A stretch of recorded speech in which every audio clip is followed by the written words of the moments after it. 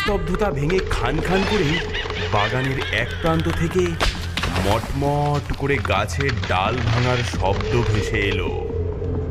চাঁদের আবছা আলোয় দেখা গেল এক লম্বা, শীর্ণ এবং ফ্যাকাশে ছায়া মূর্তি। চোখ দুটো যেন দুটো জ্বলন্ত অঙ্গার। এই হলো মাছখেকো খ্যাপাটে শাকচুন্নি। দূর ছাই, আগের বাগানটার মানুষগুলো বড্ড চালাক হয়ে গিয়েছিল। কথায় কথায় মন্ত্র পড়া শুরু করেছিল। উফ, একটু শান্তিতে যে মাছ ভাজা খাবো তারও জো নেই। এখানকার গুলো আবার কেমন কে জানে। অবশেষে বাগানের সবচেয়ে উঁচু আর পুরনো গাছটার নিচে এসে সে দাঁড়ালো। তার লম্বা নখওয়ালা আঙুলগুলো দিয়ে গাছের গাঁটা ছুতেই যেন একটা শীতল স্রোত বয়ে গেল। তার বিকট মুখে ফুটে উঠল এক শয়তানি হাসি। বাহ, এই তো চাই, একেবারে খাসমহল। কি ঠান্ডা, কি আরাম। আজ থেকে এই বাগান, এই গাছ সব আমার। আমার হুকুম ছাড়া এখানকার একটা শুকনো পাতাও মাটিতে পড়বে না।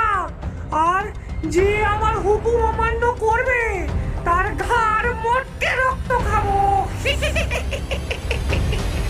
এক লম্বা লাফ দিয়ে সে তরতর করে অদৃশ্য হয়ে গেল গাছের মগডালে। শুধু তার খ্যাপাটে হাসির শব্দটা রাতের বাতাসে ভাসতে থাকলো।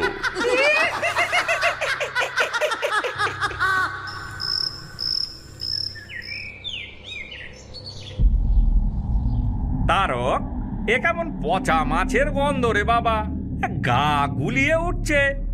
তাই তো, আর হাওয়াটাও কেমন যেন ভারী। দেখছো, একটা পাখিও ডাকছে না। এসেছে আমার বাগানের নতুন দুটো চাকর। দেখি আজ কেমন করে তোদের গতর খাটানো যায়। আমার বিনা হুকুমে আমার বাগানে ঢুকেছিস, শাস্তি তো পেতেই হবে। সর্বনাশ, কালকের তাজা সুপারি এক রাতের মধ্যে পচে কালো হয়ে গেল কি করে? এ তো কোনো পোকার কাজ নয়। দশরথ ব্যাপারটা ওঝা মশাই, আমাদের বাঁচান। সব কথা সন্ধ্যা নামতেই বাবা ছেলে মিলে বাগানের কোনায় কোনায় ধুনোর আগুন দিল। কিছুক্ষণের মধ্যেই কর্পূরের তীব্র গন্ধ আর ধুনোর ধোঁয়ায় বাগানটা ঢেকে গেল। ওপর থেকে শাকচুন্নির কাশির আওয়াজ ভেসে এলো। এই এই, কি বিশ্রী গন্ধ রে বাবা, আমার